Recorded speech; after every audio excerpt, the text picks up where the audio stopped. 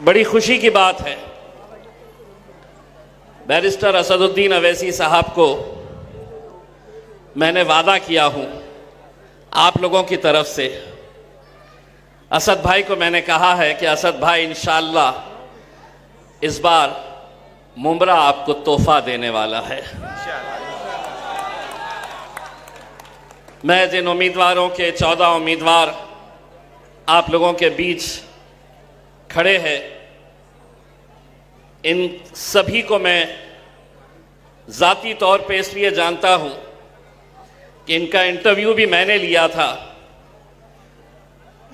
और कुछ हद तक ये फैसला लेने में जहां मेरा थोड़ा सा योगदान था, हमारे सैफ भाई ने इन सभी उम्मीदवारों की पैरवी की थी। हमें पूरा यकीन है इंशाअल्लाह कि 16 तारीख के दिन जब नतीजे आएंगे तो भाजपा को कितने आए, सेना को कितने आए, एकनाथ शिंदे ने कितने लेकर गया, शरद पवार, अजीत पवार ने कितने लेकर गया, चर्चा इसका नहीं होगा। चर्चा ये होगी कि मजलिस कैसा इतनी तेजी से आगे बढ़ रही है महाराष्ट्र के अंदर। और यकीनन मुझे पूरा भरोसा है कि आप लोग इस बार मजलिस का पूरा साथ देंगे। हमारी निशानी मजलिस इत्तेहाद उल मुस्लिमीन की निशानी पतंग है। शिवसेना के एक मंत्री है, उन्होंने हुकूमत से यह दरख्वास्त की है, इलेक्शन कमीशन में जाकर यह शिकायत की है कि हमारी जो निशानी पतंग है ये मजलिस से खींच ली जाए, मजलिस को ये पतंग की निशानी मत दे। क्योंकि उनका तर्क ये है, उनका कहना ये है कि 14 तारीख के दिन हमारे हिंदू समाज का एक बहुत बड़ा त्योहार है। हमारे हिंदू भाई जो है वो 14 तारीख के दिन मकर संक्रांति का त्योहार मनाते हैं और मकर संक्रांति के अंदर हमारे हिंदू भाई जो है वो पतंग उड़ाते हैं।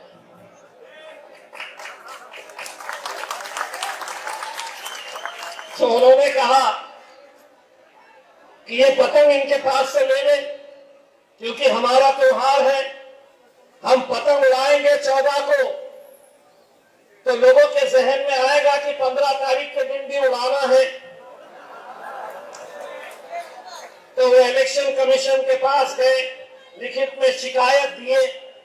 इलेक्शन कमिश्नर ने गौर से उनको देखा और मन ही मन में सोचा ये कहां से आ जाते हैं ये ऐसे लोग, कौन इन्हें मंत्री बना देता है। मुझसे मीडिया वाले आए और मुझसे मीडिया वालों ने कहा कि वो संजय सिंह साहब जो मंत्री है वो कह रहा है कि पतंग तुम्हारी निशानी है, वो तुम्हें मिलनी नहीं चाहिए। तो मैंने कहा कि 1 महीने तक तो घड़ी की तरफ भी नहीं देखने वाला है क्या? किसी पार्टी की निशानी घड़ी है, हर हाथ के ऊपर एक पंजा है, तो तेरा हाथ पंजा काट के रखने वाला है क्या 10 दिन तक? मेरे भाइयों, ये क्यों कर रहे हैं जानते हैं? ये इसको कहते हैं खौफ, डर। डर कहते हैं इसे। डर की वजह से कभी किसी ने तसव्वुर नहीं किया था कि मुंब्रा के अंदर मजलिस इत्तेहाद उल मुस्लिमीन इस मुकाम तक पहुंच जाए कि जहां पर हम तो छोड़ो, हमारे घर की छोटी सी बच्ची भी जेजे को ललकार रही है। अब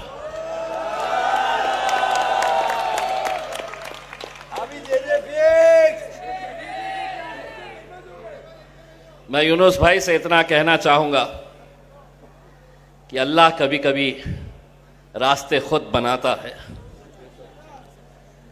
आपकी मंजिल, आपकी बच्ची का मुस्तकबिल ये मजलिस में लिखा हुआ था। शायद इसीलिए वो दरवाज़ा बंद हुआ तो हमारा दरवाज़ा खुला है यहाँ पर उसमें। शायद अल्लाह को आपके जरिए हमें यहां पर जीत दिखानी थी, तो इसीलिए आज आपने मजलिस का दामन थामा है। मैं 14 के 14 उम्मीदवारों से ये वादा करता हूं कि हम लोग आपके पीछे पूरी ताकत के साथ खड़े रहेंगे।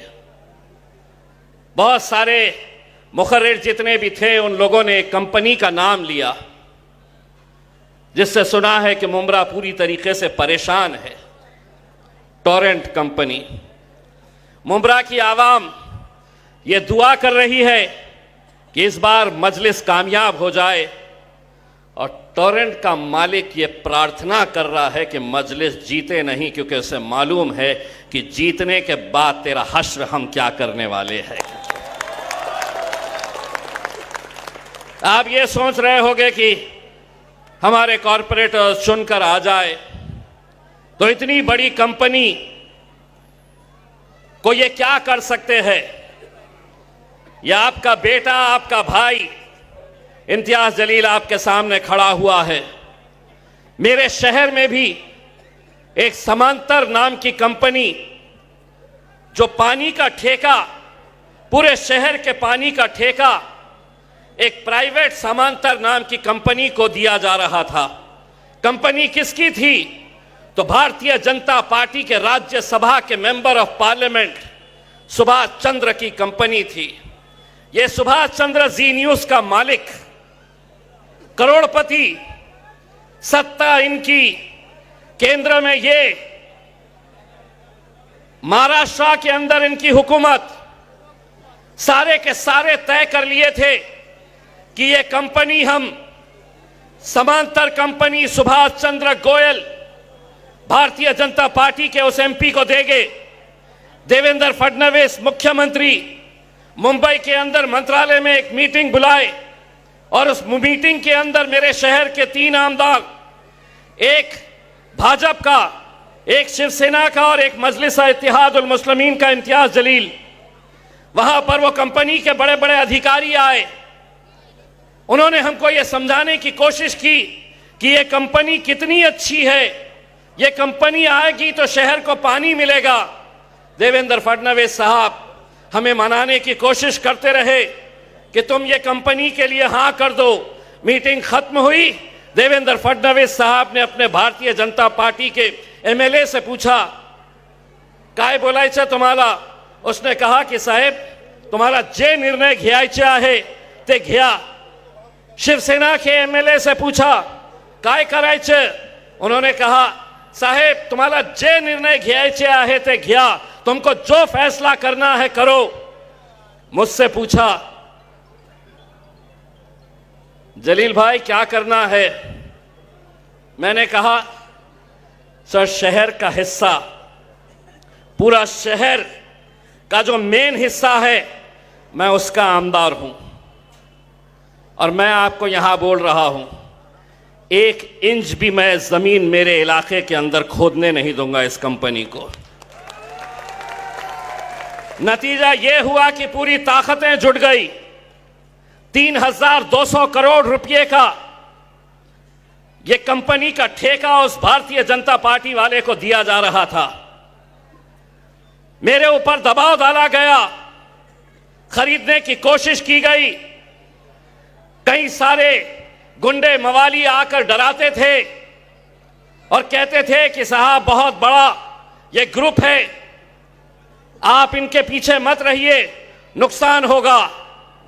मैंने उनको उस वक्त भी कहा था, आज एक बार फिर कह रहा हूं, अगर हम डरते तो यहां तक नहीं पहुंचते। हम डरते हैं तो सिर्फ अपने रब से डरते हैं। तुम्हारी कोई औकात नहीं है हमें डराने की। और आज अल्हम्दुलिल्लाह वो कंपनी को अगर किसी ने वापस भिजाया है तो वही इम्तियाज जलील ने उसको वापस भिजाया है उल्टे पांव। अगर टोरेंट से आप परेशान हैं, मैं आपको जबान देता हूं, आप मजलिस के उम्मीदवारों को कामयाब करिए। आपकी इस लड़ाई के अंदर हम पूरी ताकत लगाएंगे और देखेंगे इंशाअल्लाह कि हर घर जो मुमरा का परेशान है इस कंपनी से, ये कंपनी बड़ी है या हमारी ताकत बड़ी है, इंशाअल्लाह हम आपको दिखाएंगे उसको। मुझे बताया जा रहा था 3 लाख रुपये, 2 लाख रुपये ऐसे फाइन लगाए जाते हैं, 6-6 लाख।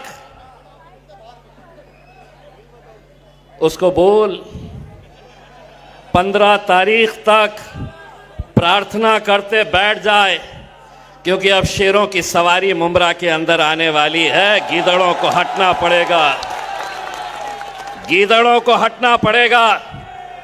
तादाद मायने नहीं रखती है। ये समझेंगे कि 14 कॉरपोरेटर्स अगर पूरे के पूरे आ गए, सुनो, तादाद इसलिए मायने नहीं रखती है कि जिस पार्लियामेंट के अंदर 550 मेंबर ऑफ पार्लियामेंट बैठे हुए हैं, जिसमें बीजेपी वाले, सेना के दोनों, एनसीपी के दोनों, समाजवादी वाले पूरे बैठे हुए हैं, वहां पर अकेला मेरा शेर लड़ता है जिसका नाम बैरिस्टर असदुद्दीन अवैसी है। बहुत ज्यादा तादाद मायने नहीं रखती है। तुम में कितनी ताकत है आंख में आंख मिलाकर बात करने की। इसीलिए अल्हम्दुलिल्लाह जब 5 साल के लिए ये शर्फ मुझे हासिल हुआ, मेरी माओ और बहनों की दुआओं की वजह से, कि असदुद्दीन अवैसी वो 5 साल अकेले नहीं बैठे, उनका ये भाई इम्तियाज जलील भी उनके साथ जाकर बैठा था। और जब मैं गया था ना अम्मा, तो एक पार्लियामेंट के अंदर एक ऐसा आदमी है, टकला है, उसको नरेंद्र मोदी ने फोन करके पूछा, अरे ओ सांबा, कितने आदमी है रे? तो उसने कहा 2। वो 2 और तुम इतने सारे? बोले है तो 2, लेकिन 200 पे भारी पड़ेंगे अल्हम्दुलिल्लाह।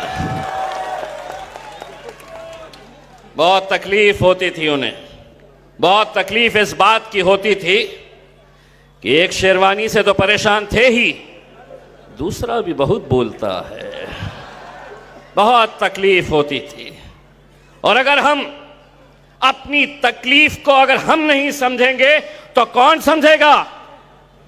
इससे बदतर और क्या दिन चाहिए कि आज इस मुल्क के अंदर हमारी बच्चियों का हिजाब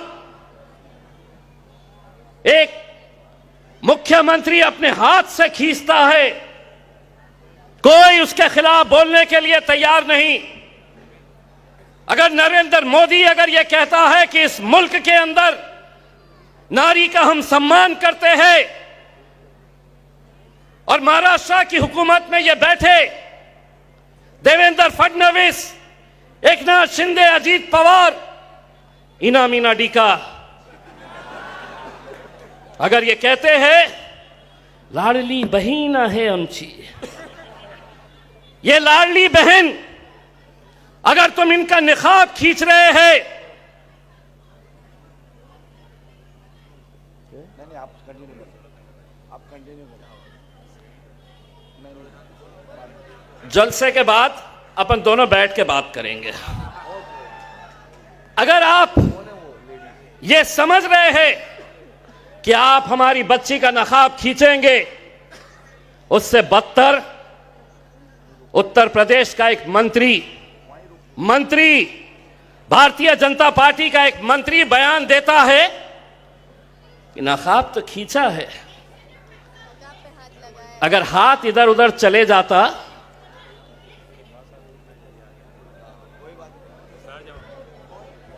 बहन जी, मुझे है तो आपके लिए दूसरे जलसे के अंदर इंशाअल्लाह आपको आधा घंटा बोलने का मौका दिया जाए।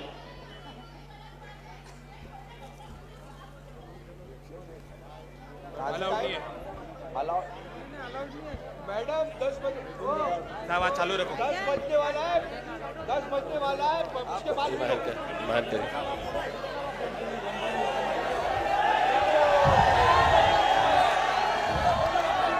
आप चालू रखो। चलिए मुझे चलिए चलिए चलिए मेरी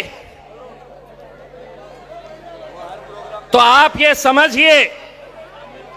चलिए आप खामोश रहिए। अब अपने लोग चुप हो चलिए आप खामोश रहिए। आप खामोश रहिए अभी।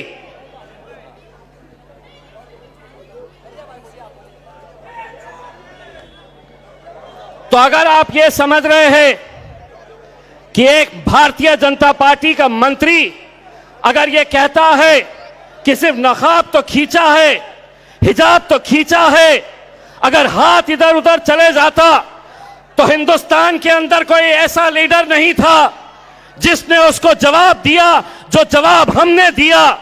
और वो जवाब अगर आपने नहीं सुने तो एक बार फिर से आपको कहता हूं, उस नेता को इम्तियाज जलील ने कहा कि अगर तू किसी भी बच्ची के बारे में, किसी भी जात और किसी भी धर्म की बच्ची के बारे में अगर इस तरह कहेगा कि हमारा हाथ इधर उधर चले जाता तो तेरा हाथ तोड़कर हम दूसरे हाथ में थमा देते।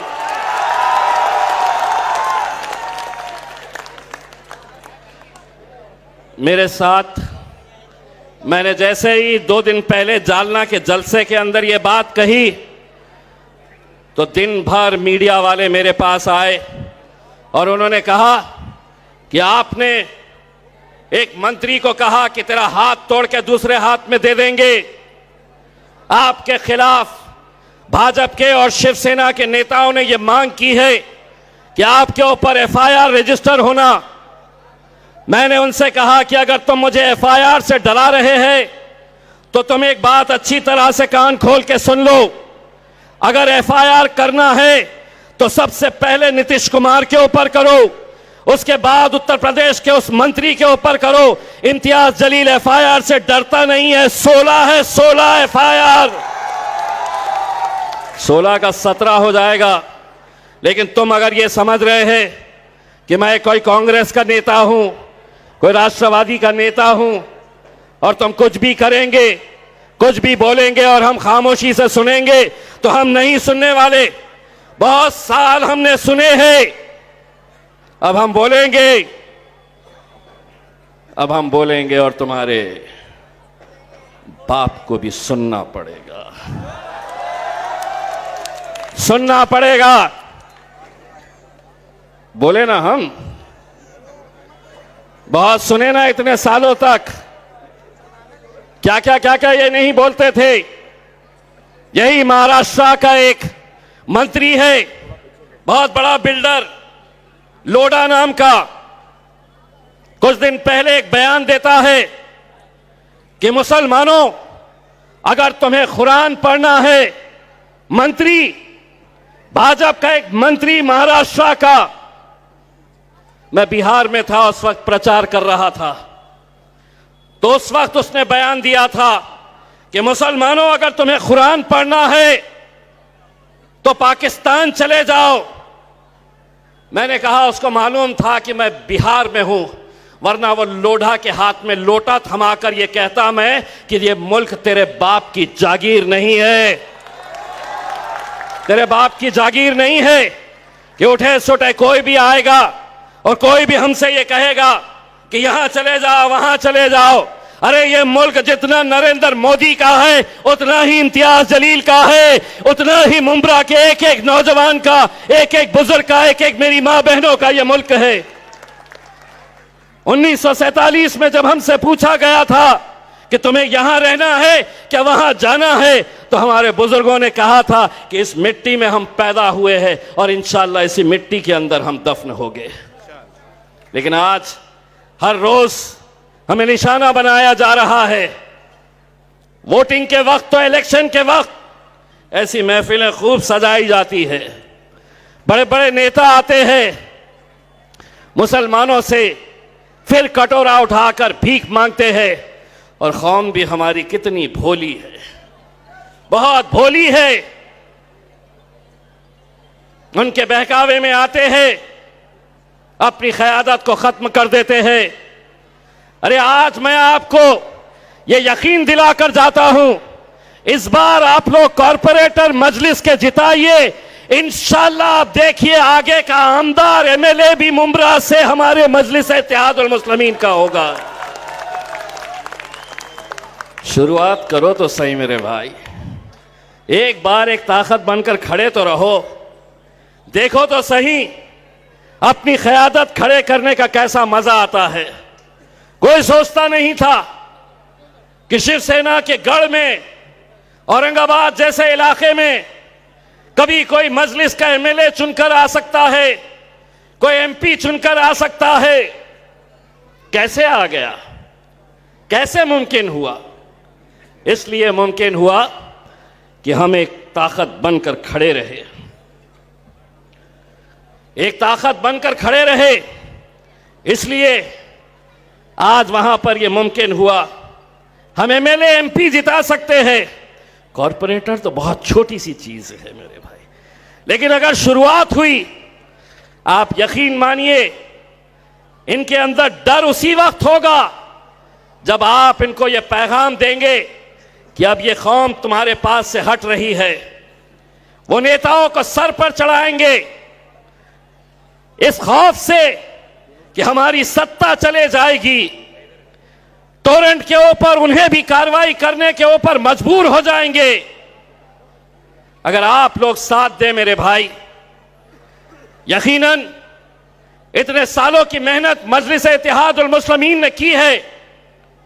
आज मुझे फख्र है, जिस जमात के बारे में कहा जाता था यह हैदराबाद की एक जमात है, हैदराबाद के आगे इनका कोई कुछ नहीं, ये एक एमपी चुनकर आता है, जिंदगी भर एक ही रहेगा। नहीं, हमने अज़्म किए थे तो एक के 2 एमपी हो गए।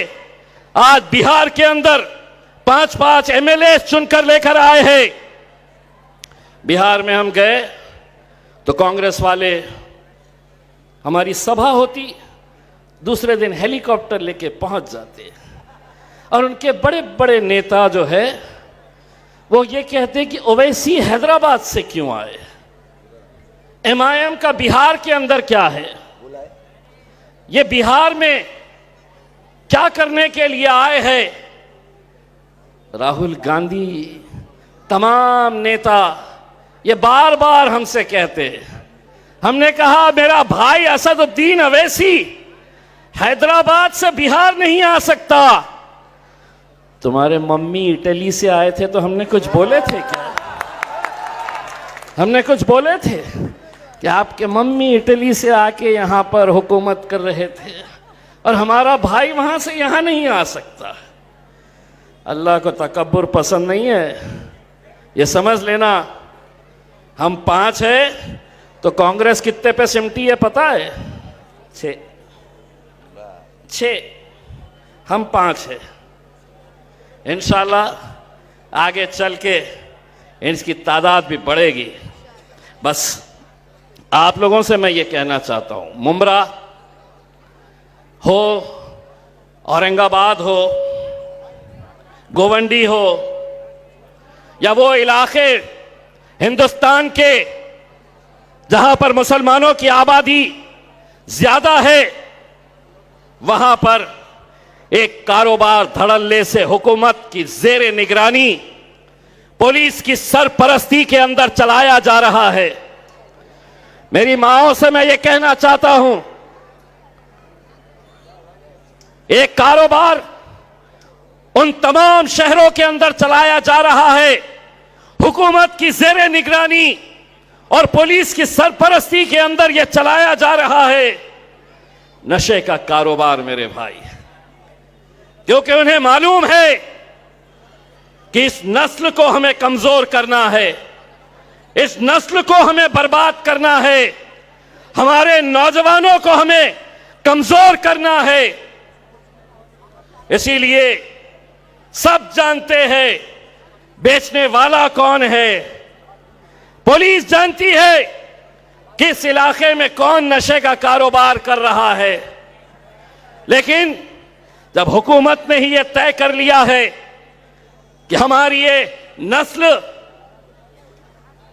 इसको बर्बाद करना है, तो हम कैसे कर सकते हैं? तो नशे का कारोबार आज हमारे बीच इतने पढ़े लिखे लोग, डॉक्टर, उन्होंने अपने तकरीर के अंदर कहा कि हमें अच्छी तालीम चाहिए, अपने बच्चों को अच्छा मुस्तकबिल अगर देना है तो हमें अच्छे स्कूल और कॉलेज चाहिए। लेकिन नहीं, हमारे इलाके के अंदर नशे का कारोबार, पुलिस स्टेशन हमारे इलाकों के अंदर, गंदगी हमारे इलाकों के अंदर, टूटी फूटी सड़कें हमारे इलाकों के अंदर, गंदा पानी हमारे इलाके के अंदर, और वो जिस इलाके के अंदर रहते हैं वहां सब कुछ अच्छा मिलेगा। एक शहर के अंदर दो शहर बसते हैं, एक वो शहर जहां पर वो रहते हैं सब कुछ अच्छा लगेगा, एक वो शहर जहां पर आप और हम रहते हैं जहां पर कुछ भी अच्छा नजर नहीं आएगा। मेरे भाइयों, मैं आप लोगों से सिर्फ इतनी अदबन गुजारिश करने के लिए आया हूं कि ये इलेक्शन मुंब्रा के मुस्तकबिल को बदल सकता है, मुंब्रा की सियासत को बदल सकता है। बस आप लोगों का हमें साथ चाहिए। आज हम जिस मरहले के ऊपर खड़े हुए हैं, मैं रास्ते से जब सैफ भाई की मोटरसाइकिल के ऊपर बैठ के आ रहा था तो बहुत सारे मुसलमान लीडरों के अलग अलग राजनीतिक पार्टियों के पोस्टर देख रहा था। उसके ऊपर हमारे मुसलमान नेताओं के नाम, उनकी तस्वीरें देख रहा था। हमारा हाल तो ऐसा हो गया है कि बच के हम किधर जाए इस सियासी जंगल से। सुनिए, बच के हम किधर जाए इस सियासी जंगल से। एक तरफ है दरिंदा और दूसरी तरफ शिकारी है। हम कहां जाए? हमारे सामने है, हमारी कुर्सी हमारे सामने है, लेकिन सभी लोग जानते हैं, सभी सियासी पार्टियां जानते हैं इस कुर्सी की कीमत क्या है। अगर कोई नहीं जानता है तो मेरी भोली भाली आवाम नहीं जानती। जो इलेक्शन आया तो कोई तुतारी के पीछे भाग गया, कोई घड़ी के पीछे चला गया, कोई पंजा पकड़ लिया। अब तो मुसलमानों को मैं भारतीय जनता पार्टी के साथ भी देखता हूं। इससे बढ़कर और क्या चाहिए मेरे भाई? मुसलमानों, मैं तुम्हारी गैरत को ललकारने के लिए आया हूं। गुस्ताख नबी मोहम्मद मुस्तफ़ा सल्लल्लाहु अलैहि वसल्लम के खिलाफ गुस्ताखी करने वाला वो इसी महाराष्ट्र के अंदर, और यहां का मुख्यमंत्री, उप मुख्यमंत्री अजीत पवार ये उसकी तायीद करते हैं, उसका समर्थन करते हैं, और हमारे मुसलमान उनके साथ खड़े हैं।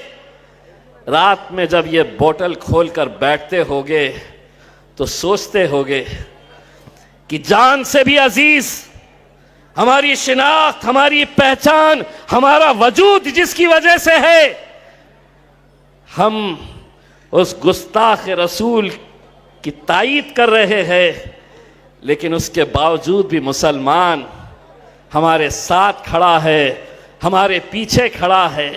इससे बढ़कर और क्या शर्म की बात हो सकती है मेरे भाई? आप लोग जब तक आपकी अपनी क़यादत को नहीं खड़े करेंगे, आपके मसलों का हल नहीं होने वाला है। यह आप अच्छी तरह से समझ ले। हम लोग बट रहे हैं, बिक रहे हैं, बिखर रहे हैं। इसी वजह से आज पूरे मुल्क से हमारी क़यादत खत्म हो गई। एकलौता एक मुस्लिम एमपी था महाराष्ट्र से, एकलौता एक, यही इम्तियाज जलील आपके सामने। लेकिन पूरी की पूरी सियासी पार्टियां एक साथ मिलकर आ गई थी कि इसे हराना है। पार्टियों ने तो नहीं हराए, लेकिन हमारे कौम के दलाल जो औरंगाबाद में थे, वही दलाल यहां पर भी है नहीं है? यही लोग इलेक्शन के वक्त इस कौम का सौदा करते हैं। धंधा किया जाता है आप लोगों का, पैसा लाओ। ये समझ रहे थे कि हम हार जाएंगे तो हम खत्म हो जाएंगे। अरे हम तो आज महाराष्ट्र के किसी भी इलाके के अंदर नरेंद्र मोदी को चुनौती देते हैं कि मोदी जी, भाई और बहनों, जितनी पब्लिक मजलिस के जलसे में आती है, हम तो मजलिस के छोटे से सिपाही हैं। कुछ दिनों के बाद इंशाअल्लाह असदुद्दीन अवैसी, अकबरुद्दीन अवैसी भी मुंब्रा आने वाले हैं मेरे भाई। हम तो मोदी जी को कह रहे हैं, उनके जलसों में ना किसी को गाड़ी भेजने की ज़रूरत रहती है, ना किसी को 500-500 रुपये देकर बिठाना पड़ता है। वो सिर्फ आते हैं तो इस बात के ऊपर आते हैं, इस नारे के ऊपर आते हैं कि तेरा मेरा रिश्ता क्या। क्यों? पीछे वालों ने क्या हमारी है ना कि किराए से आए हुए हैं? हाथ उठाने में बड़ी तकलीफ हो रही है। कैमरे घुमाओ, पीछे दिखाओ उनको, तेरा मेरा रिश्ता क्या, तेरा मेरा रिश्ता क्या। हटिए, उनको भी देखने दीजिए। आप भी एक बार, अब डरना नहीं है, बहुत सालों तक ये डराए हैं। अब हम बोलेंगे और इनके बाप को भी सुनना पड़ेगा। तेरा मेरा रिश्ता क्या, तेरा मेरा रिश्ता क्या। इंशाअल्लाह 16 तारीख के दिन सिर्फ मुंब्रा जश्न नहीं मनाएगा, इंशाअल्लाह पूरा हिंदुस्तान आपकी जीत का जश्न मनाएगा मेरे भाई। बहुत बहुत शुक्रिया। आखिर दावा अल्हम्दुलिल्लाह।